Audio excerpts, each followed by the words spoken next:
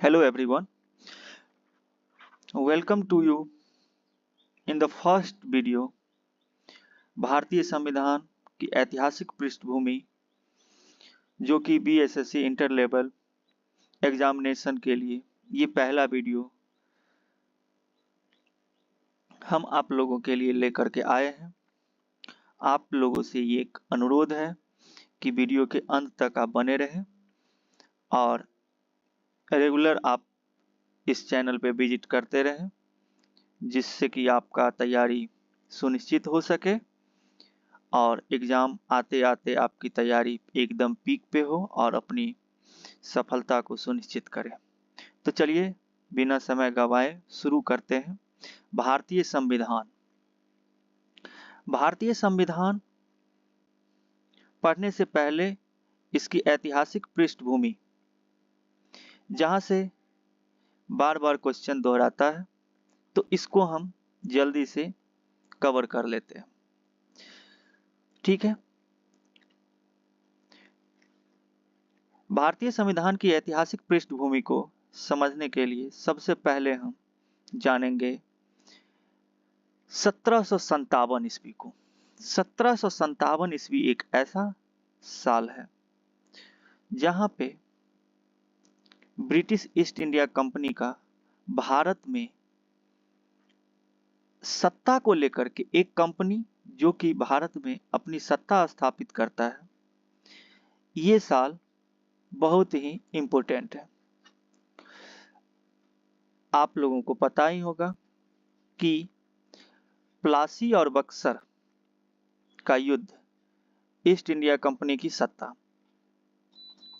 1757 में सबसे पहले हम देखते हैं कि प्लासी का युद्ध, इससे रिलेटेड कुछ फैक्ट जो कि एग्जाम पॉइंट ऑफ व्यू से बहुत ही इंपॉर्टेंट है और ये जो भी पॉइंट है उसके लिए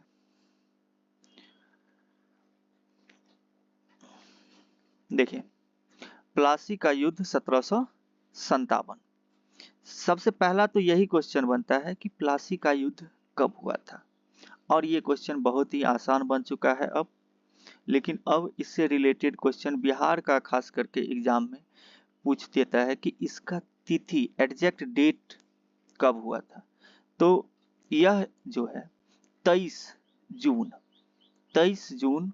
1757 को कहां पर हुआ था, तो ये बंगाल में हुआ था, बंगाल में।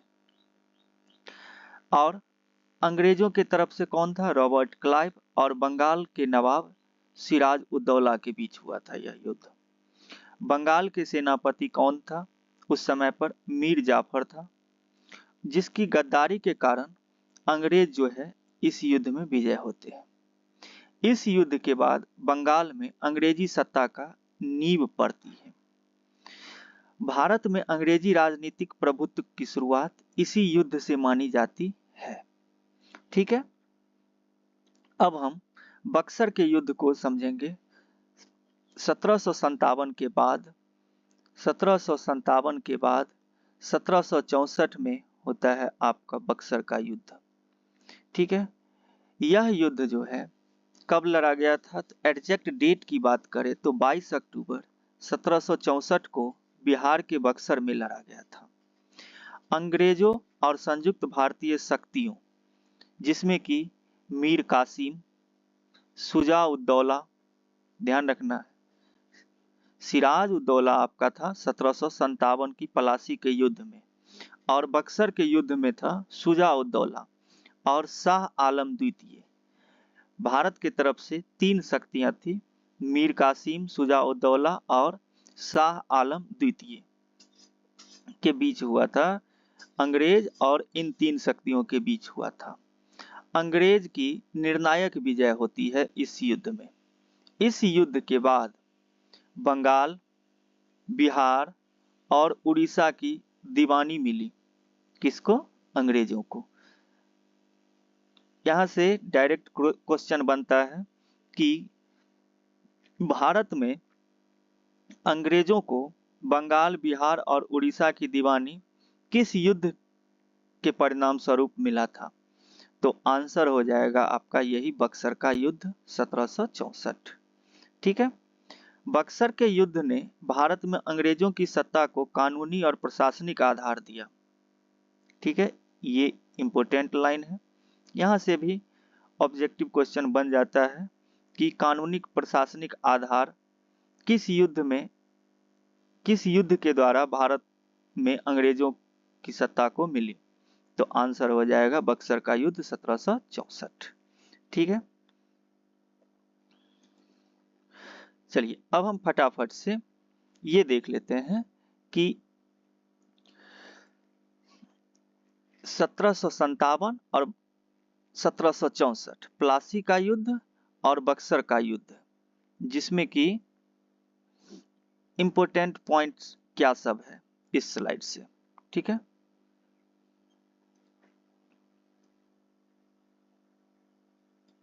देखिए पहला पॉइंट क्या है,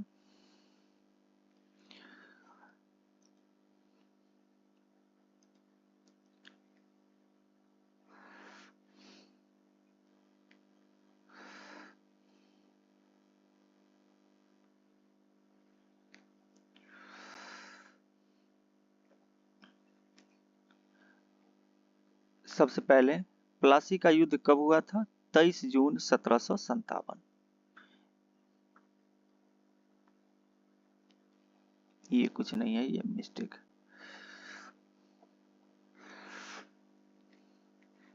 23 जून 1757 प्लासी का युद्ध, 22 अक्टूबर 1764 बक्सर का युद्ध। स्थान प्लासी का युद्ध प्लासी बंगाल में हुआ था और बक्सर का युद्ध बक्सर बिहार में हुआ था। अंग्रेज पक्ष से प्लासी के युद्ध में रॉबर्ट क्लाइव थे और बक्सर के युद्ध में हेक्टर मुनरो था।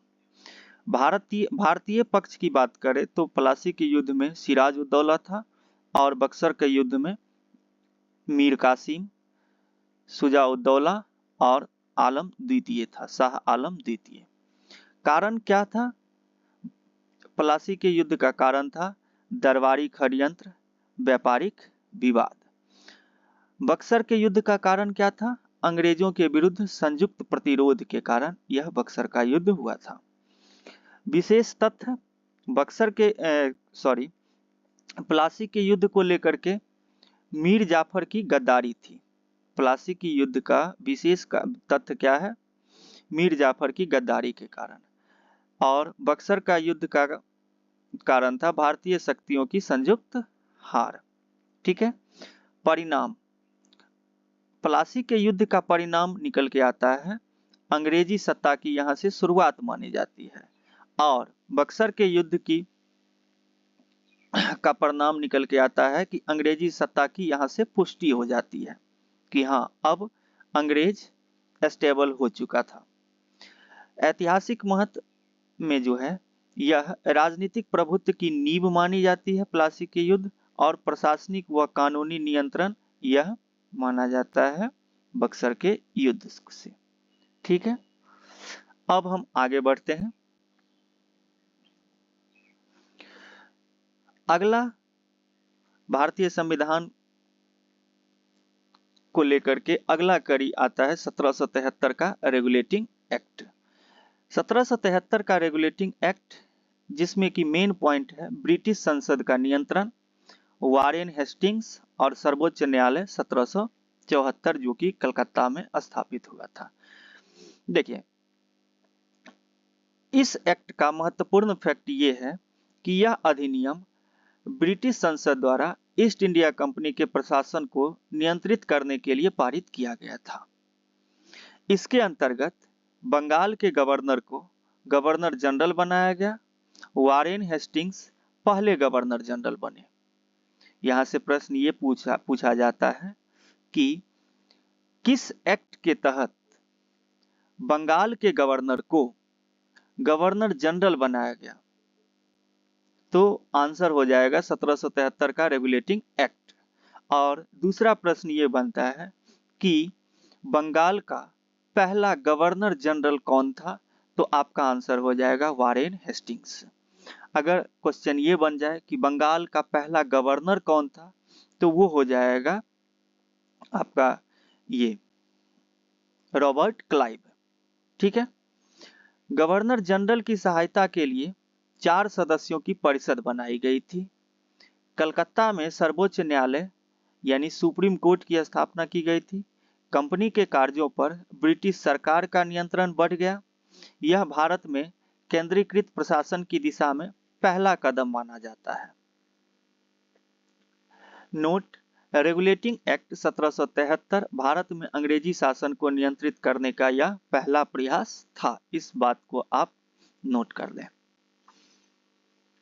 देखिए, 1773 के रेगुलेटिंग एक्ट के बाद हम जानेंगे 1784 का पिट्स इंडिया एक्ट। इससे पहले एक और एक्ट आया था 1781 में, जो कि था आपका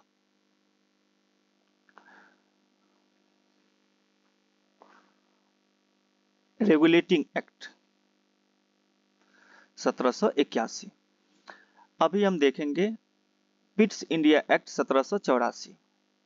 इसका इंपॉर्टेंट पॉइंट ये है, यहां से अगर दोहरी शासन प्रणाली की अगर बात किया जाए तो किस एक्ट के तहत हुआ था? 1784 के एक्ट के तहत। इंपॉर्टेंट पॉइंट ये है कि बोर्ड ऑफ कंट्रोल और कोर्ट ऑफ डायरेक्टर्स, इन दो,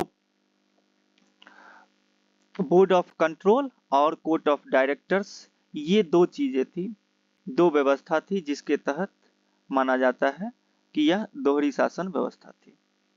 इसका इंपॉर्टेंट पॉइंट अगर हम देखें तो यह अधिनियम 1784 ईस्वी में ब्रिटिश संसद द्वारा पारित किया गया। इसका उद्देश्य ईस्ट इंडिया कंपनी के प्रशासन पर ब्रिटिश सरकार का प्रभावी नियंत्रण स्थापित करना था। इस अधिनियम के अंतर्गत बोर्ड ऑफ कंट्रोल की स्थापना की गई थी। निदेशक मंडल, कोर्ट ऑफ डायरेक्टर्स व्यापारिक कार्य देखता था, जबकि बोर्ड ऑफ कंट्रोल राजनीतिक एवं प्रशासनिक कार्यों का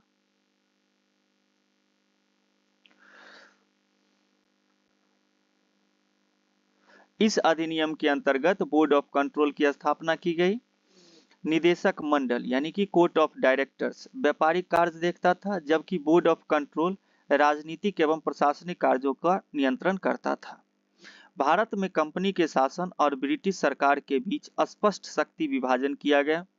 यह अधिनियम रेगुलेटिंग एक्ट 1773 की कमियों को दूर करने के लिए लाया गया था। प्रश्न यहां से ये बनता है कि 1773 की रेगुलेटिंग एक्ट की कमियों को दूर करने के लिए किस एक्ट को लाया गया था? तो आपका आंसर हो जाएगा 1784 का पिट्स इंडिया एक्ट। पिट्स इंडिया एक्ट ने भारत में ब्रिटिश सरकार की सर्वोच्चता को स्पष्ट रूप से स्थापित किया। आगे बढ़ते हैं। अब हम रेगुलेटिंग एक्ट 1773 और पिट्स इंडिया एक्ट 1784, इन दोनों को बारी बारी से कंपेयर करेंगे। देखिए, सबसे पहले उद्देश्य की बात करें तो रेगुलेटिंग एक्ट 1773 का उद्देश्य था कंपनी को नियंत्रित करना, जबकि पिट्स इंडिया एक्ट 1784 का उद्देश्य था कंपनी की पावर को रेगुलेट करना। नियंत्रण 1773 में आंशिक था और 1784 में पूर्ण व स्पष्ट था। प्रमुख संस्था की बात करें तो 1773 में गवर्नर जनरल व परिषद की स्थापना की गई और पिट्स इंडिया एक्ट 1784 में बोर्ड ऑफ कंट्रोल की स्थापना किया गया। प्रशासन अस्पष्ट अधिकार था यहाँ पर, और पिट्स इंडिया एक्ट 1784 के तहत स्पष्ट शक्ति का विभाजन किया गया। महत्व, यह पहला कदम 1773 रेगुलेटिंग एक्ट को माना जाता है और 1784 पिट्स इंडिया एक्ट को प्रभावी नियंत्रण माना जाता है। अब हम कुछ प्रश्न को देख लेते हैं। पहला प्रश्न ये है कि पिट्स इंडिया एक्ट कब पारित किया गया था? 1773, 1784, 1793 या 1858? आपका आंसर हो जाएगा ऑप्शन नंबर बी, 1784। ठीक है, 1784। पिट्स इंडिया एक्ट का मुख्य उद्देश्य क्या था? भारत में शिक्षा सुधार, न्यायिक सुधार ईस्ट इंडिया कंपनी पर ब्रिटिश सरकार का नियंत्रण या भूमि व्यवस्था सुधार। आपका सही आंसर हो जाएगा ईस्ट इंडिया कंपनी पर ब्रिटिश सरकार का नियंत्रण। अगला प्रश्न है, पिट्स इंडिया एक्ट के अंतर्गत किस संस्था की स्थापना हुई? तो पिट्स इंडिया एक्ट के अंतर्गत किस संस्था की स्थापना होती है? क्या सुप्रीम कोर्ट या विधान परिषद या बोर्ड ऑफ कंट्रोल या गवर्नर परिषद? तो आपका सही आंसर ये हो जाएगा बोर्ड ऑफ कंट्रोल। ठीक है, अगला प्रश्न ये है, पिट्स इंडिया एक्ट ने किस अधिनियम की कमियों को दूर करने के लिए लाया गया था? तो चार्टर एक्ट 1813 या रेगुलेटिंग एक्ट 1773, भारत सरकार अधिनियम 1858 या चार्टर एक्ट 1833? आपका आंसर हो जाएगा 1773 का रेगुलेटिंग एक्ट। पिट्स इंडिया एक्ट को क्या स्पष्ट हुआ? पिट्स इंडिया एक्ट से क्या स्पष्ट हुआ? तो क्या स्पष्ट हुआ? कंपनी की स्वतंत्रता, भारतीय शासकों की शक्ति, ब्रिटिश सरकार की सर्वोच्चता या गवर्नर जनरल की निरंकुशता? तो आपका सही आंसर क्या हो जाएगा यहां से? ब्रिटिश सरकार की सर्वोच्चता। चलिए अब हम देखेंगे चार्टर अधिनियम 1813 से 1853 तक। देखिए, व्यापारिक एकाधिकार समाप्त, इंपोर्टेंट पॉइंट है। लॉर्ड विलियम बेंटिक और लॉर्ड मैकाले की जब बात की जाएगी तो ये इन्हीं अधिनियम से संबंधित है। सबसे पहले हम चार्टर अधिनियम 1813 को जानेंगे। ईस्ट इंडिया कंपनी का व्यापारिक एकाधिकार समाप्त हो गया चीन व चाय की व्यापार को छोड़ के। चीन व चाय की व्यापार को छोड़ के ईस्ट इंडिया कंपनी का व्यापारिक एकाधिकार किस चार्टर अधिनियम से समाप्त होता है? तो यह 1813 का चार्टर अधिनियम से। अगला है, भारत में मिशनरियों को कार्य की अनुमति। प्रश्न ये पूछा जाता है कि भारत में मिशनरियों को कार्य की अनुमति किस चार्टर अधिनियम के तहत दिया गया? तो यह 1813 का चार्टर अधिनियम के तहत दिया गया। अगला पॉइंट ये है कि शिक्षा के लिए 1 लाख रुपया वार्षिक प्रावधान इसी चार्टर अधिनियम के द्वारा दिया गया था। कंपनी का शासन बना रहा, व्यापारिक शक्ति यहां से कम की जाती है। ठीक है, अगला है चार्टर अधिनियम 1833।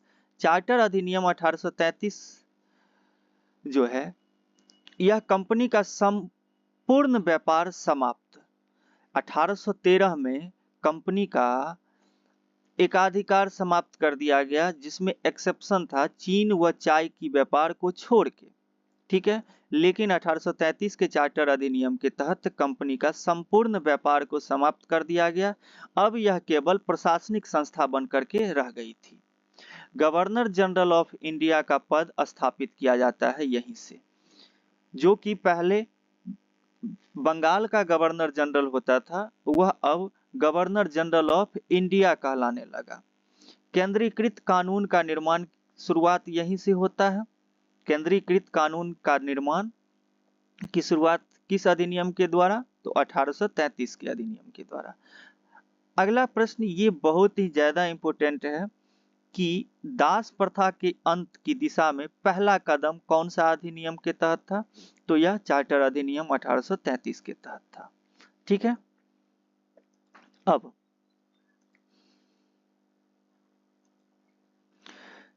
हम जानेंगे चार्टर अधिनियम 1853। कंपनी का शासन अस्थायी किया गया, समय सीमा नहीं। कोई समय सीमा नहीं था।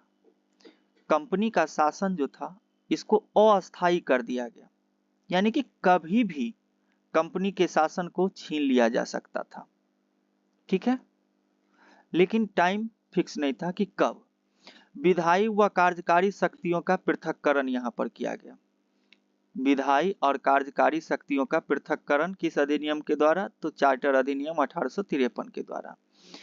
ये मोस्ट इंपोर्टेंट लाइन है कि भारतीय सिविल सेवा यानी आईसीएस प्रतियोगिता परीक्षा की शुरुआत किस चार्टर अधिनियम के तहत शुरू किया गया था?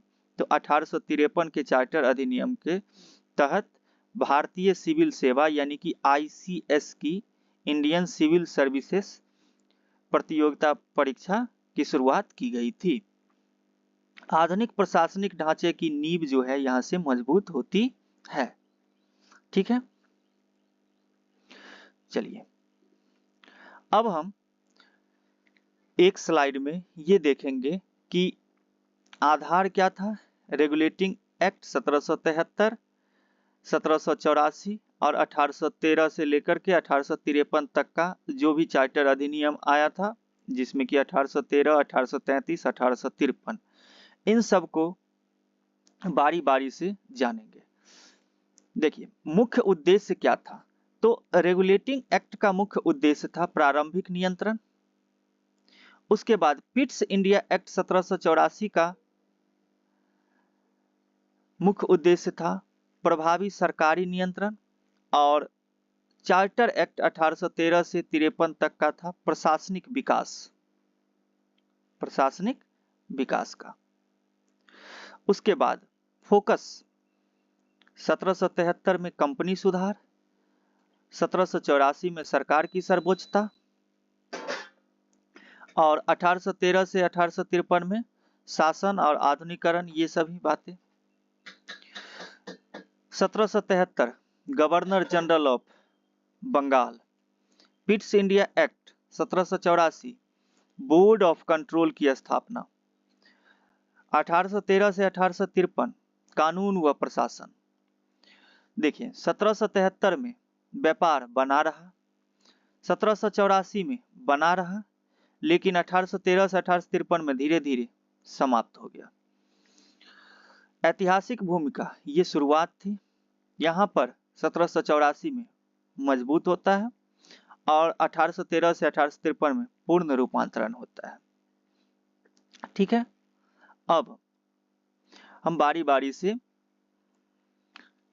कुछ प्रश्न को देख लेते हैं।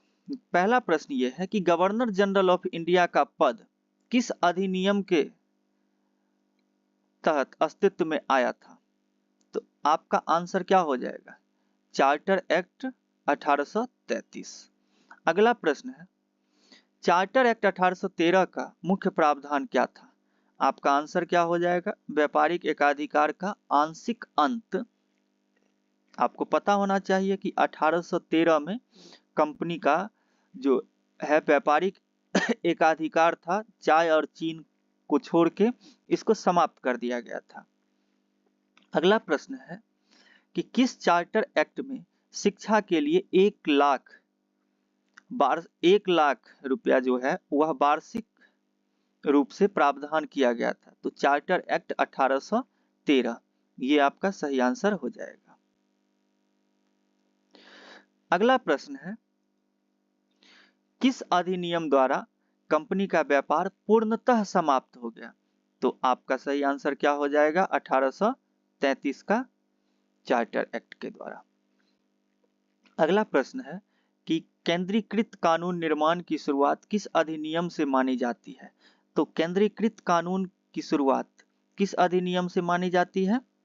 तो आपका उत्तर ये हो जाएगा 1833। आपको पता होना चाहिए कि 1833 में बंगाल के गवर्नर जनरल का पद समाप्त करके उसको जो है सो गवर्नर जनरल ऑफ इंडिया का पद बना दिया गया था। पहला गवर्नर जनरल ऑफ इंडिया कौन थे, तो विलियम बेंटिक थे। William Bentinck. अगला प्रश्न है भारतीय सिविल सेवा में प्रतियोगी परीक्षा की शुरुआत किस अधिनियम से होती है। तो आपका आंसर हो जाएगा Charter Act 1853। ICS Indian Civil Services की परीक्षा का शुरुआत किस अधिनियम के द्वारा होता है, 1853 का चार्टर एक्ट के द्वारा। ठीक है, अगला प्रश्न है विधायी और कार्यकारी शक्तियों का पृथक्करण किस अधिनियम में किया गया था। तो विधायी और कार्यकारी शक्तियों का पृथक्करण आपका 1853 के चार्टर एक्ट के द्वारा किया गया था। सही आंसर आपका हो जाएगा ऑप्शन नंबर डी, 1853। अगला प्रश्न है कि किस अधिनियम में कंपनी के शासन की अवधि निर्धारित की गई। तो किस अधिनियम में कंपनी की शासन की अवधि निर्धारित नहीं की गई थी? तो नहीं की गई थी यहां पर है, तो किस अधिनियम के तहत? 1853 में। यहां से अस्थायी रूप से उनको मतलब ये हो गया था कि कभी भी कंपनी के शासन को जो है सो समाप्त कर दिया जाएगा। अगला प्रश्न है, निम्न में किस अधिनियम ने ब्रिटिश सरकार की सर्वोच्चता को स्पष्ट रूप से स्थापित किया था?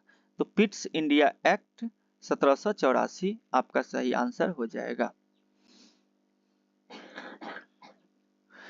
अब आगे हम देखते हैं भारत शासन अधिनियम 1858।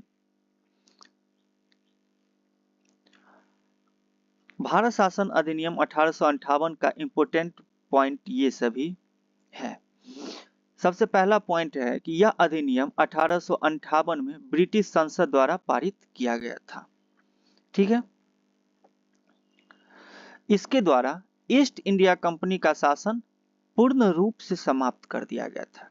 प्रश्न ये बनता है कि ईस्ट इंडिया का शासन पूर्ण रूप से किस अधिनियम, किस एक्ट के द्वारा समाप्त कर दिया गया था?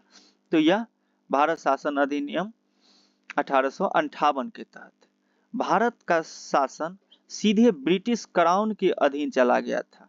जो ईस्ट इंडिया कंपनी के द्वारा पहले किया जाता था वो अब ब्रिटिश क्राउन के अधीन चला गया था।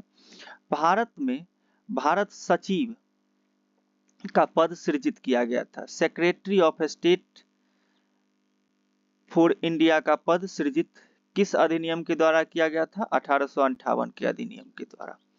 भारत सचिव की सहायता के लिए 15 सदस्यों की परिषद बनाई गई थी। एक एक लाइन इंपोर्टेंट है, एक एक लाइन से आपका प्रश्न बनता है।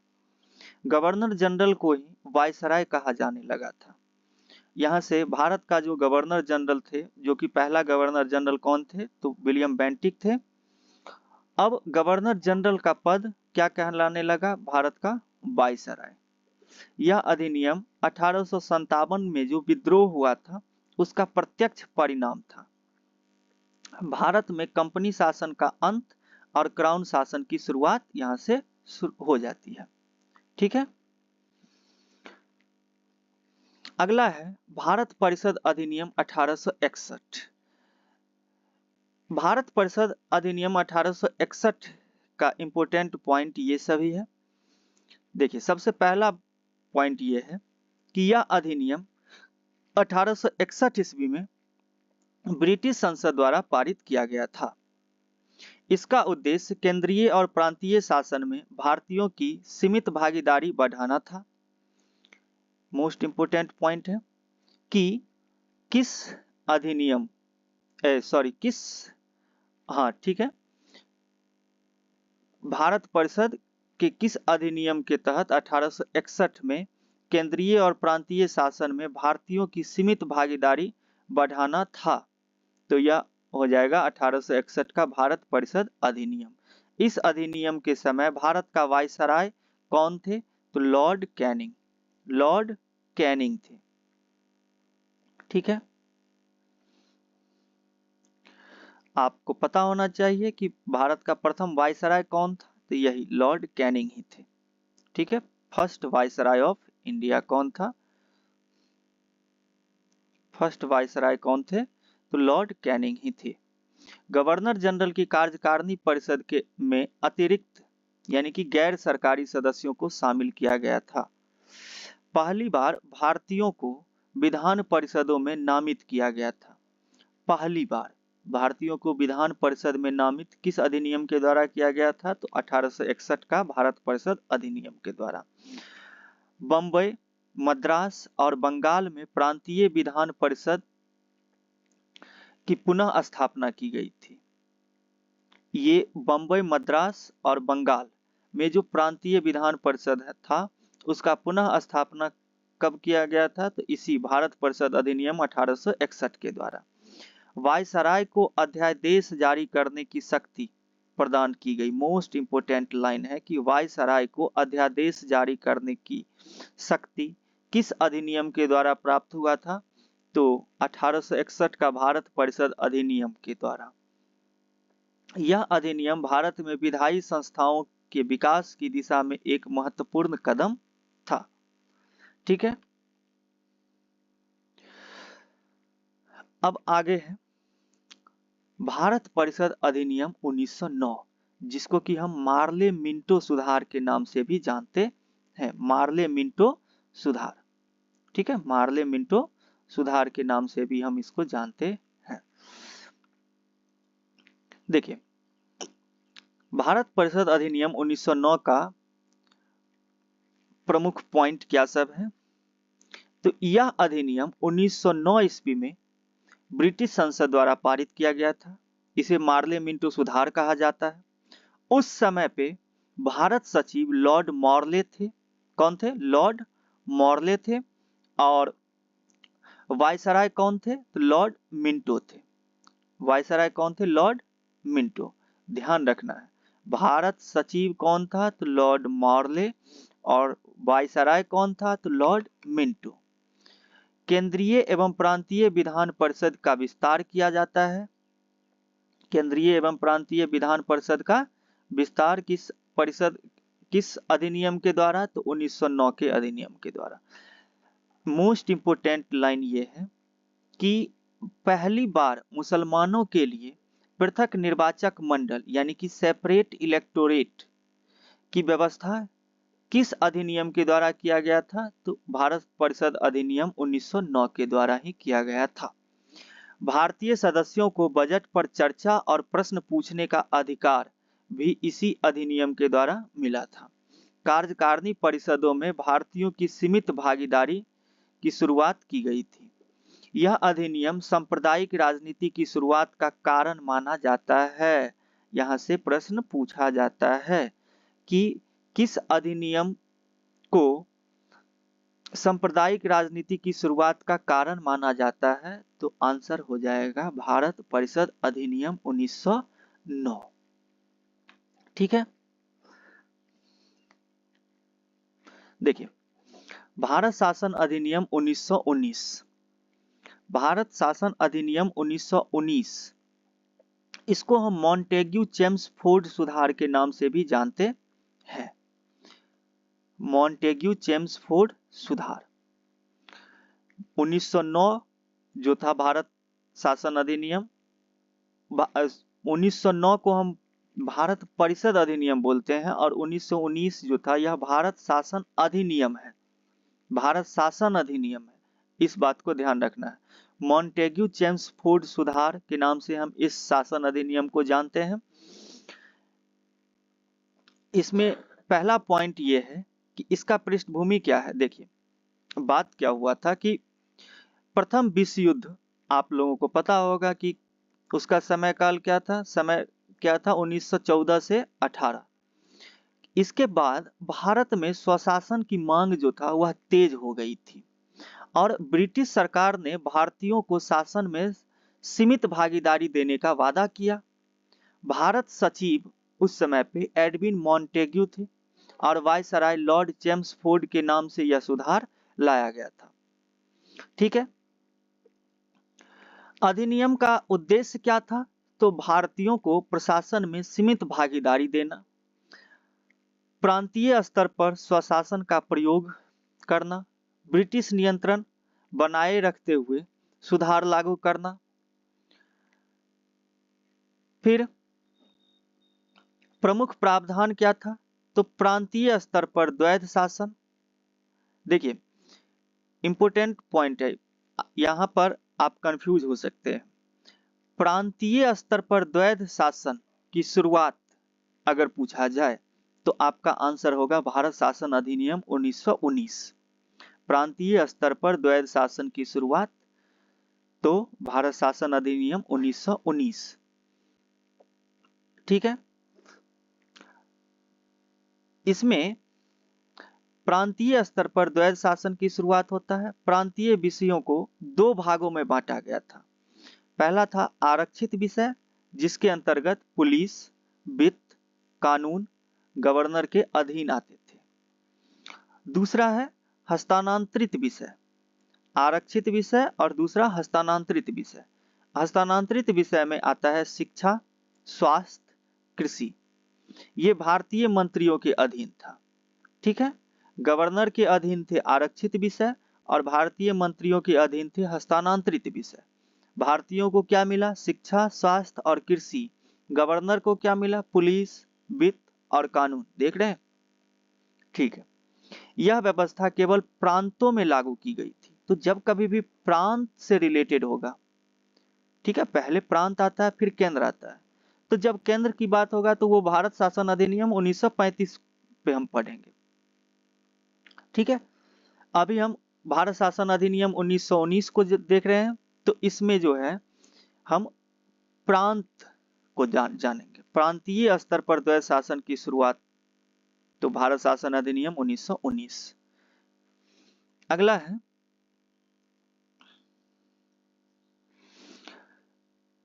केंद्रीय स्तर पर सुधार। केंद्रीय विधानमंडल का विस्तार किया गया था। यहां पर 2 सदन बनाए गए थे। केंद्र में 2 सदन बनाए गए थे, केंद्रीय विधानसभा और राज्य परिषद। केंद्रीय विधानसभा और राज्य परिषद। केंद्रीय विधानसभा और राज्य परिषद। केंद्र में सदस्यों की संख्या को बढ़ाई गई थी, पर वास्तविक शक्ति को अभी भी क्या रखा गया? सीमित रखा गया था।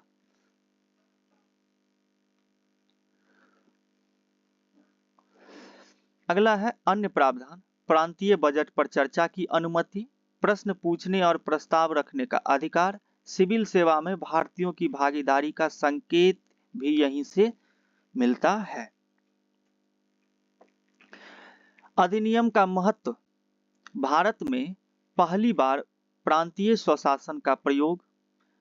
ठीक है, भारत में पहली बार, देख रहे हैं, प्रांत से जब क्वेश्चन बनेगा तो वो हो जाएगा 1919 का भारत शासन अधिनियम। भारतीयों को प्रशासनिक अनुभव मिला। आगे के संवैधानिक सुधार 1935 की नींव यहीं से होती है। आगे की संवैधानिक सुधार 1935 जो था मोस्ट इंपोर्टेंट, उसकी नींव 1919 का भारत शासन अधिनियम के तहत ही हुआ था। तो अब हम देखते हैं कि इसकी सीमाएं और आलोचना क्या सब है। देखिए, पूर्ण स्वशासन नहीं दिया गया था यहाँ पे। द्वैध शासन अव्यावहारिक और भ्रमपूर्ण सिद्ध हुआ। वास्तविक शक्ति तो गवर्नर के पास ही रही। इसी असंतोष के कारण जो है असहयोग आंदोलन 1920 की शुरुआत होती है। अगला है भारत शासन अधिनियम 1935। इसको हम डिटेल में जानेंगे क्योंकि यहां से प्रश्न बहुत से बनते हैं। देखिए, पृष्ठभूमि की बात करें तो भारत शासन अधिनियम 1919 की कमियों को दूर करने हेतु यह अधिनियम लाया गया था। ठीक है, अब साइमन कमीशन 1927। जब प्रश्न ये पूछा जाएगा कि साइमन कमीशन का गठन कब किया गया था, तो आपका आंसर होगा 1927। लेकिन जब ये प्रश्न बनेगा कि साइमन कमीशन भारत कब आया था, तो आपका आंसर होगा 1928। इस बात को ध्यान रखना है। गोलमेज सम्मेलन और श्वेत पत्र जो कि 1933 में, प्रश्न ये पूछा जाता है कि श्वेत पत्र कब जारी किया गया था, तो 1933 की सिफारिश पर यह आधारित था। भारत शासन अधिनियम 1935। ठीक है, यहां से इंपोर्टेंट क्वेश्चन बन सकता है कि आपको 4 ऑप्शन दे दिया जाएगा, उसमें से ये 3 का जिक्र रहेगा, चौथा कुछ और रहेगा। इनमें से कौन किस पे आधारित नहीं था, किस सिफारिश पे आधारित भारत शासन अधिनियम नहीं था, ऐसा करके क्वेश्चन आएगा। तो आपको ध्यान रखना है कि भारत शासन अधिनियम जो था यह साइमन कमीशन के सिफारिश, गोलमेज सम्मेलन और श्वेत पत्र पे आधारित था। यह अधिनियम ब्रिटिश भारत का सबसे विस्तृत संवैधानिक अधिनियम था। ठीक है, सबसे विस्तृत संवैधानिक अधिनियम कौन सा था, तो भारत शासन अधिनियम 1935। अगला पॉइंट ये है, अधिनियम का उद्देश्य क्या था, तो भारत में संघीय शासन व्यवस्था की स्थापित करना। भारत में संघीय शासन व्यवस्था स्थापित करना, प्रांतों को स्वायत्तता यानी कि ऑटोनॉमी दे देना, केंद्र और प्रांतों के बीच शक्तियों का स्पष्ट विभाजन। प्रमुख प्रावधान क्या सब था, तो पहला था कि अखिल भारतीय संघ यानी कि ऑल इंडिया फेडरेशन की स्थापना। ब्रिटिश भारत प्लस देशी रियासत को मिलाकर संघ का प्रावधान यहाँ पर किया जाता है। ठीक है, संघ कागजों में रहा, व्यवहार में लागू नहीं हुआ, इस बात को ध्यान रखना है। उसके बाद प्रांतीय स्वायत्तता, प्रांतों में द्वैध शासन को समाप्त कर दिया गया। प्रांतों में द्वैध शासन को समाप्त किस अधिनियम के द्वारा किया गया था? तो भारत शासन अधिनियम 1935 के द्वारा। शुरुआत कब हुआ था? तो भारत शासन अधिनियम 1919 में जो है इसकी शुरुआत हुई थी और 1935 में इसे समाप्त कर दिया गया। मंत्रिमंडल को वास्तविक शक्तियां मिली, यह व्यवस्था 1937 से लागू होती है। ठीक है, ध्यान रखना है कि यह व्यवस्था जो कि मंत्रिमंडल को जो वास्तविक शक्तियां मिली थी कब से लागू होती है? 1937 से लागू होती है। केंद्र में द्वैध शासन, प्रांत में द्वैध शासन तो 1919 और केंद्र में द्वैध शासन तो हो जाएगा 1935। आरक्षित विषय, आरक्षित विषय में क्या थे? रक्षा और विदेश, और हस्तांतरित विषय में अन्य प्रशासन। केंद्र में द्वैध शासन कभी लागू नहीं हुआ, ये प्रावधान रखा गया था। ठीक है, शक्तियों का विभाजन, विषयों को 3 सूचियों में बांटा गया था, संघ सूची, प्रांतीय सूची, समवर्ती सूची। जैसा कि आप लोगों को पता होगा कि अभी भी हमारे संविधान में यह व्यवस्था किया गया है, यही व्यवस्था बाद में भारतीय संविधान में अपनाई गई थी।